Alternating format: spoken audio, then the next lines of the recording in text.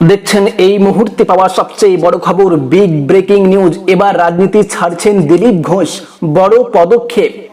একে একে সব পরিচয় হারিয়েছে সর্বহারা বিজেপি নেতা দিলীপ ঘোষ। অল্প সময়ের মধ্যে রাজনীতিতে উঠেছিলেন। লোকসভা নির্বাচনে সর্বশেষ পরিচিত এমপি উপাধি হারানোর পরে দলের রাজ্য বা কেন্দ্রীয় নেতৃত্ব তার পরবর্তী কার্যভার সম্পর্কে এখনো কিছু বলতে পারেনি। এরপর দিলীপ ঘোষ জানান তিনি রাজনীতি ছাড়তে প্রস্তুত।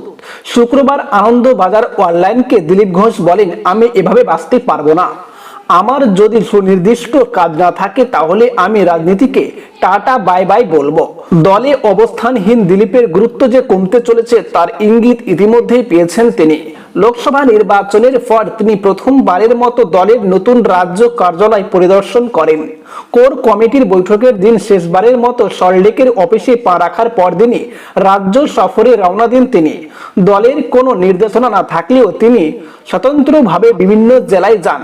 তিনি বিজেপির পুরনো নেতা কর্মীদের সঙ্গে দেখা করেন।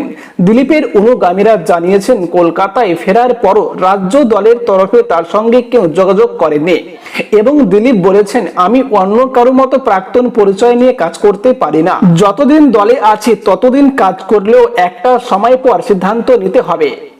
রাজনীতি ছাড়াও সমাজের অনেক কাজ আছে, কিন্তু সেই সিদ্ধান্ত তিনি কবে ঘোষণা করবেন? দিলীপ বলেন, আমি আরো কিছুদিন অপেক্ষা করব। দলের পক্ষ থেকে কিছু ঘোষণা করার অপেক্ষায় আছে, কিন্তু আমি কাজ করছি। আজ নির্বাচনী প্রচারণায় অংশ নেওয়ার কথা রয়েছে, কিন্তু অপেক্ষার একটা সীমা আছে। তো বন্ধুগণ, আশা করি আপনারা বুঝতে পেরেছেন। এই ছিল আপডেট।